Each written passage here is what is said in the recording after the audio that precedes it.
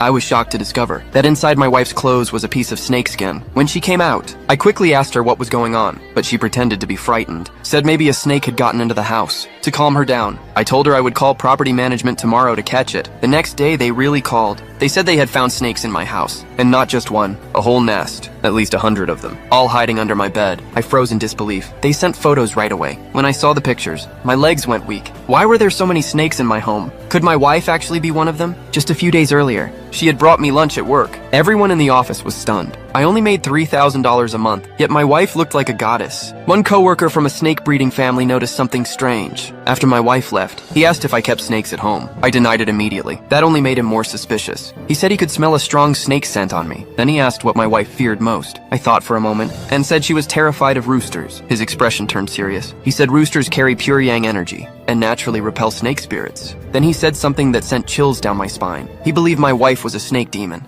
I was stunned, but I refused to believe him. I thought he was just jealous I had such a beautiful wife. He shook his head, said it was the season when snakes shed their skin. If I didn't believe him, I should check my house for snakeskin. That evening I went home. I saw my wife's clothes scattered on the floor. When I bent down to pick them up, I found an 8-meter long piece of snakeskin inside. I almost peed myself in terror. My wife looked terrified and threw herself into my arms. I forced myself to stay calm and comforted her softly. The next day my coworker warned me again, said there must be a huge snake hiding in my home. Maybe even a python. He said he could tell right away, because in the 3 months since my marriage, I hadn't slept with my wife once. That's because a snake who just turned human can't conceive until it sheds its skin. After shedding, its body becomes complete, but that's also when it's weakest. And the fastest way to recover is to sleep with a man and drain his life energy. Hearing that made me furious. I refused to believe my gentle wife was a monster, but he calculated with his fingers, said 3 days from now would be her weakest moment, and that's when she'd come to me willingly, to absorb my essence and kill me. Then he handed me a wooden box, told me to keep it close, said it might save my life when the time came.